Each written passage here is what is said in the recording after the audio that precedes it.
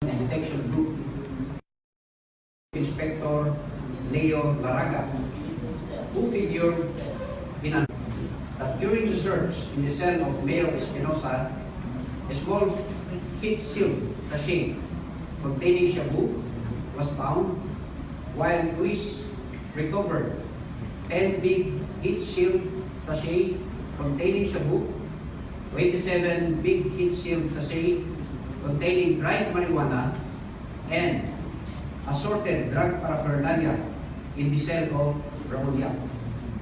The SOCO team were able to recover one piece caliber Super 38 discharge from any person who will be found violating the standard. Meanwhile,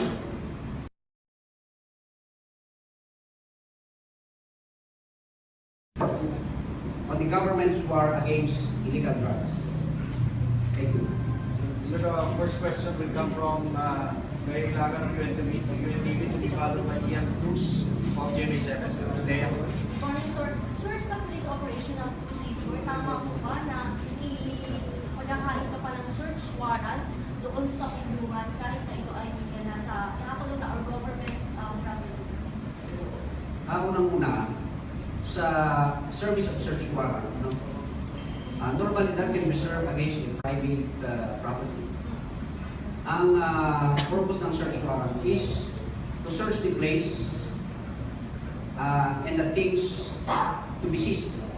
In order to seize the things na identified doon sa search warrant. But then, wala po sa batas that the search warrant may not be implemented in a government facility. Nangyari na po yan. Like, there was a time that then Director CID secured a search warrant to search this sub-office in the province. Kasi because of report na there were some police personnel involved in illegal activities, may mga illegal items in their possession. So na-search po yung police office sa province. Sir, paano ako? Sir, hindi po ba pwedeng parang kausapin na lang yung head noong provincial jail at bakit kailangan din na alas 4 ng madaling araw i-implement? Normally, sa aming police operational procedure, a coordination has to be conducted to the territorial units sa paligid. May informahan sila na there will be an operation that will be conducted. So may mga coordination na gagawin before they will effect the arrest. So kasama po yan yung chief of police ng area at saka dito sa facility mismo. At that time, siguro wala yung head of the provincial jail. Ang mga nandun ay mga Jew. Sila nag-coordinate yung reading team. Ian Cruz. RD, Chief Superintendent Dahilan, inamin po niya sa interview na hindi daw nag-coordinate yung team, yung CNAG team. But that's why we are trying to investigate this. Kasi there are also reports as claimed by the raiding team na nagbigay sila ng coordination notice sa operation center ng Region 8.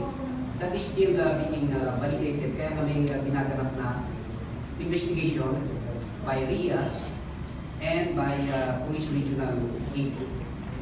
Sir, bakit nga po kailangan pang magkaroon ng search warrant? Nasa loob na po ng jail. Hindi ba pwedeng parang sabihin na lang sa head ng jail na pwede sitipin yung mga center na? Yan po ay that is already left behind the operating teams on the ground. Kasi if they believe that there are illegal activities that are occurring in a certain place and there are things to be seized, it is already under their discretion to apply for a search warrant. So sa pag-apply naman ng search warrant, there is a procedure to be done by that's being done by the judge. He has to personally examine the complainant and his witnesses. So, it has been established already that there were 2 search warrants issued by Judge Torcelo sa Pare of RTC Branch 30 in Basay, Samar. So, the way I see it, I believe the judge has personally examined the applicants who are the CID operatives and nag-issue ng search warrant against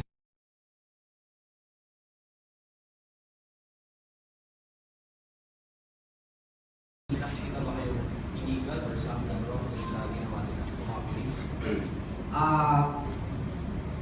I do not like to speculate, but we are still waiting for the result of the investigation being conducted by RIAS and by Police Regional Office 8. Inimbistigahan din po ba yung mga taga-region natin sa APG? Kasi kasama pala sila dun sa list na binigay yung si Mayor Espinosa na kasama na dun sa drug list na sinasabi. Yes, kung sino man yung involved doon sa wala pa kami information kung nakita na yung CCTV. But that will be covered also. Next question from Jeff Caparas, to be followed by Henry Atwalan of DCMM. Jeff. Sir, sir, at this point, sir, pwede na natin sabihin kung gaano po malaki po si Mayor Espinosa. Yung information na meron siya, yung bakit po natin hinayaan na umabot sa punto na makapatay siya. Hindi na lang siya, perhaps, ano parang, paano ba yun?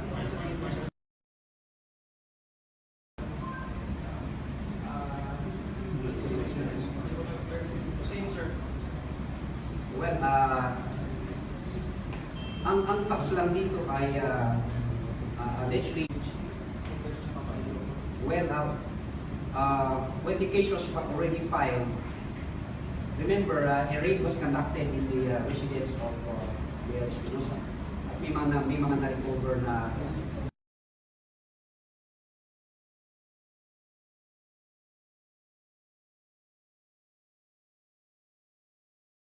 supervision din ng violated. Wala na sa control ng PNP kung saan dapat ma-detain si Direct Mayor Espinosa. Next question from Henry Atwalan. Yung time delay, sir, na i-review mo ba ng officer? I mean, yung ano oras na i-serve ko, na i-review mo ba sa Pagkabaril? Madaling araw. Madaling araw. Yes, to the director si ATV, but then it was a text message. So as to the details, yun ang wala pang information ng director. So the operation is confined with a group of superintendent parties. Kasi mayroon naman, the PNP serving hundreds of search warrants Inimbistigahan natin yun, sir. dito sa Kaso na yun. Of course, yung operatives ng CIDG, there were 13 personnel of CIDG and 8 from the region. Kung gagamitin man sa prosecution or sa filing of cases. Pero beyond that, wala na. Kung meron pa siyang sasabihin, dapat sinabi niya. Question from Makapagal, to be followed by Bob Woodruff of ABC News USA. Sir, sa initial doubt na laboratory results ay posibleng nakahiga o tulog itong si Espinosa ng Davao. As I've said, we are still waiting for the result of the investigation. It's still ongoing, including yung SOCO report na yan. We are still waiting for that report before we can give an answer kung ano ba talaga ang position ng mga namatay during the encounter, alleged encounter. Sir, follow. Sir, kasi ang tanong ng public ngayon, parang hindi logical na sa tulad ng isa high profile na yung kaso niya, at makipag-transact pa sa loob pa man din ng kunyaman. So, parang unlikely, sir, na mangyari yun. Sa sitwasyon niya, ha, at syempre, bantay sa natin yan. Kasi alam naman natin na medyo may threat sa life niya na hindi natin alam kung saan manggagaling. So, how come As to how these items went into the facility, yun po ang alamin sa investigation. Sir, kasi kung titignan natin, medyo nagbago yung demeanor ni Espinosa, Mayor Espinosa, nung mahuli, nung maibisita dito. So, ibig sabihin, ganun ba siya katapang para nagpasok ng baril at drugs doon sa kanyang selda? Well, as I've said, there were reports received by the raiding team that there were illegal items in the facility and that made them to file an application for search warrant. Naniwala naman yung judge doon. That's why na-issue yung search warrant. Question from Bob Woodruff, ABC News.